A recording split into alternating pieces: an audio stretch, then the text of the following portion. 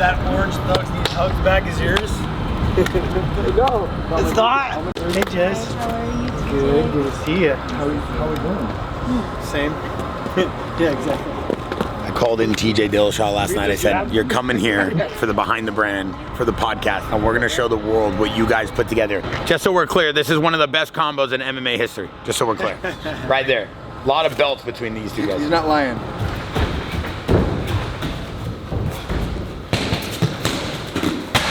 Duane was very gracious enough to come in a little bit early. We're gonna get some training in here at the JAXXON Media House. We're getting ready for a lot of holiday prep. For those of you that have been following the Behind the Brand, we have our head coach of grappling and jiu-jitsu, Coach Bernardo, who's from Checkmat. He's a black belt, helped train guys like Khalil Roundtree, Armin Sarukian, you know, Jansen Gomez, Marcus Bushesha, you know, his sensei, and the guy who's kind of having a full masterclass here of development of athletes is Leo Vieira, the founder of Checkmat. So I'm gonna bring Duane over right now so he can peep the pro class and see kind of what they got going on. It's always up on Fridays. It's a mix of like sparring, grappling, a little bit of technique training. How did you put together classes like at your gym? Similar to that, there was technique days and there's application days, and then there's the RPMs in between. So What's that mean? Well, if I'm gonna show you a technique and then we spar full go, it might be a bit tentative to let that technique go. So we slow things down. Just like flow rolling or flow wrestling, same thing with striking. Peeling back to RPMs, the power, the speed, setting the roll and dedicating the handicap. So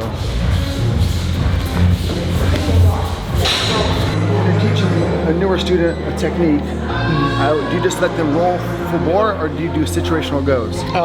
For MMA, I pretty much do situations.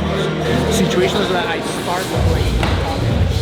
All right, so now we have our head coach of jiu-jitsu, Bernardo, kind of running through kind of the situational awareness that they're kind of running through these drills, right? They're figuring out when you're in the clinch, when you're against the wall, how do you get out of that, how do you move, and then how do you apply the wrestling or the jiu-jitsu to get the guy on the floor and then hold him there until you need to put him in some sort of submission to finish the fight. Yeah, right now he's working the little stepping. DJ does a lot and we see him doing it. It's really interesting for me because I can see how they position themselves for the takedown. So I can kind of see like when they're having the takedowns and things like that, what I can get from that entry that he's finding the takedown, where he's taking it from over there, I can keep my work going, you know, so.